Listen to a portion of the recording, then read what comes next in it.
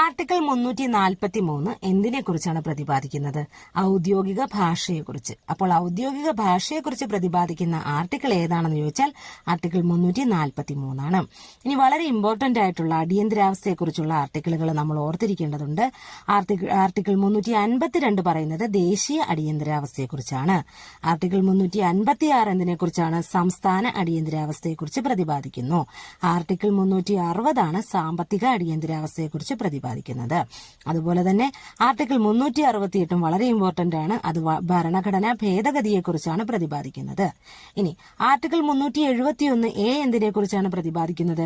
നാഗാലാൻഡിന് പ്രത്യേക വകുപ്പിനെ കുറിച്ചാണ് പ്രതിപാദിക്കുന്നത്. ഇനി ആർട്ടിക്കിൾ 371J പ്രതിപാദിക്കുന്നത് എന്താണ്?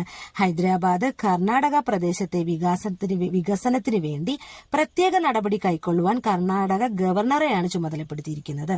അതുമായി ബന്ധപ്പെട്ട ആർട്ടിക്കിളാണ്